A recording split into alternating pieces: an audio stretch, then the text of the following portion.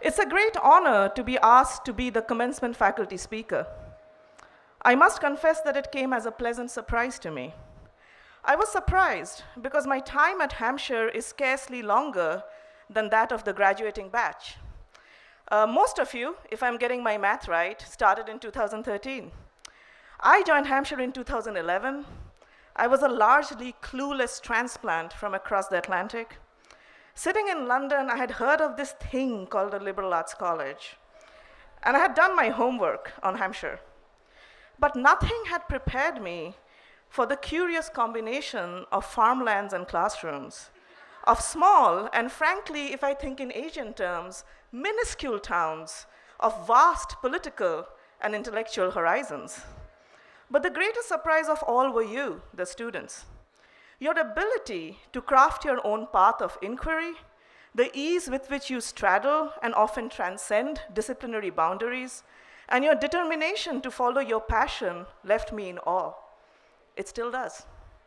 So it is with no small amount of trepidation that I step up today to the responsibility of honoring and celebrating your achievements. And since I felt a little bit overwhelmed by the occasion, in order to prepare, I spent all my time stressing about what to wear. I did have some of my colleagues gently suggest to me that I might be getting my priorities a little bit mixed up. That did not deter me from carving my own highly personalized and extremely time-consuming pathway of inquiry-based exploration of appropriate wardrobe selection. Unfortunately, I spent a little too much time exploring different possible answers to a single question, which went a bit like, oh, what shall I wear? Instead of narrowing down on one or two possibilities and developing them fully. In other words, I got a taste of what it feels like to be in first semester Division 3. The advantage of going through this process was that it gave me renewed appreciation of your Division 3 journeys. The disadvantage was that I had a deadline looming and a blank piece of paper. This too, I suspect, might be a familiar experience for many of you. So finally, in desperation, I resorted to Google for inspiration, as you do. There is actually a website called www.graduationwisdom.com. So here was the possibility of a well-researched speech. Or perhaps I could stand on the shoulders of giants and borrow their wisdom. Unfortunately, that plan did not work. An example or two might illustrate why. So here we go. Follow your passion, said Ellen DeGeneres. Stay true to yourself, never follow someone else's path. Right. What else does any Hampshire student do? You would not be graduating if you had not followed your own path of research, design, collaboration, and creativity. Here is another one. The unfortunate yet truly exciting thing about your life, the life to come, that is that there is no core curriculum. Shock horror. The entire place is an elective. That doesn't work either, does it? That was Jon Stewart, by the way. A sea of electives is what you have negotiated in college. It is not some new and unfamiliar experience waiting for you on the other side. So jokes apart, there is a reason why I began my address to you today by trying to be funny, and thank you so much for laughing. Underlying your unique and divergent educational pathways, there's a powerful common attribute. This is your ability to translate ideas, ambitions, and dreams into reality. We have just returned from an afternoon showcasing exactly this ability. Every single Division 3 project began as an idea, your idea. And it is your year-long effort that gave shape, voice, and words to this idea. You know that the path from envisioning to implementation is neither easy nor straightforward, because you have all walked it. You know that to give shape to an idea, at times what is needed is obstinate perseverance, while at other times what is needed is creative rethinking. And you know that dreams do not thrive in isolation. The biggest and most ambitious projects that you have dreamt up from scratch have needed many collaborators. And here I must mention Mika's project, the gorgeous mural, symbolizing the power, resilience, and struggle of femmes and trans femmes of color. From idea to implementation, it involved no less than 80 painters, planners, contributors, and dreamers, and many, many more collaborators. I'm sure the process was both exhilarating and challenging. I'm sure it was healing for many, because that is what collaborative art does. But I'm also sure there were disappointments and conflicts behind the scenes, because that is what happens when you, all of you, have the courage and almost the audacity to envision so large a collaboration, to try to hold and express the aspirations of so many in one project. And yet you persisted. The result is not just a mural of staggering beauty, but a reminder to all of us who will continue to be in this institution, and for all of you who will return, how far we still have to travel. The mural challenges us all to honor your struggles and your labor by taking forward the fight for anti-racism, justice, and equality within this campus. It is easy to forget how rare it is for students to already have the experience of envisioning and building from scratch before they enter the real world. It is easy to forget to value this ability, to celebrate it, because at Hampshire, it is ubiquitous, almost commonplace. This is where humor is useful. It allows us to see and value what we are at risk of taking for granted.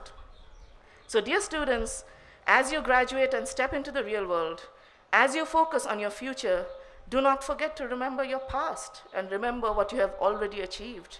Remember that you know how to follow your passion, to carve your own path, to breathe life into dreams. You have done it once, and therefore you can do it again. This ability and the confidence born of it is your most valuable resource as you step into a world that is in turmoil. We are at a moment in history where globally we are witnessing an alarming rise of regressive ideas, repressive regimes, and irresponsible politics. What mainstream media focuses on is but the tip of the iceberg. The rise of religious fundamentalism is not confined to those who pervert and use Islam to serve their own political ends. In India, the rise of Hindutva, a brand of Hindu supremacy, has made the public lynching and bullying of minorities, particularly Muslims and Dalits, everyday affairs. In Burma, an aggressive Buddhist nationalism has created room for an ongoing genocide against the Rohingyas. We have watched Turkey slip into dictatorship. We are watching the rise of fascism and xenophobia across Europe. Across Russia and Central Europe, homophobia and transphobia has once more become a deadly weapon in the hands of repressive regimes. Old conflicts and long-term occupations, such as in Kashmir and in Palestine, are yet to be addressed. Since 9/11, the theater of war in the Middle East and Africa has expanded at an alarming rate. As politicians have prioritized the power to kill and control over the ability to heal and nurture, our environment has passed the point of no return in relation to climate change. In autumn 2016, for the first time in recorded history, the levels of carbon dioxide in air failed to drop below the 400 parts per million threshold. If this sounds overwhelming, it's because it is. And I'm yet to speak of the politics that we are most familiar with and that which affects us most directly, the open racism, xenophobia, and sexism of the current US administration and its destructive policies. It is easy to feel overwhelmed by the scale and pace of these changes. It is easy to feel demoralized when democratic processes that were meant to act as safeguards for the rights of the many over the interests of the few are instead fostering the rise of right-wing populism. It is a populism that feeds on fear of difference and hatred of minorities. If liberal democracy is failing to deliver social justice, the revolutionary path has also proven to lead too often to dictatorship instead of to liberation. So what can I offer you today as a sending off into this world of turmoil and uncertainty? When familiar pathways towards justice and equity no longer seem to be effective? It goes without saying that this world needs new pathways towards justice and equity. Some of these paths are already being built. And many of you, as ethical scientists, as environmental activists, as organizers, as socialists, as artists, as feminists, anti-racist and intersectional activists, are already part of new movements. And it is my hope, in fact, my belief, that many of you will create new and productive pathways as your journeys continue beyond Hampshire. So today, I would like to offer you two things to take along on your journeys to come. The first is a political or ethical compass of sorts, and the second is a reminder of where your strength lies. There are two things that all repressive regimes hold in common. The first is that all these regimes demand of their citizens a narrowly defined compulsory patriotism, where love for your country is equated to unquestioning support for despots, or closer to home, the unquestioning adoration of symbols of military power and conflict.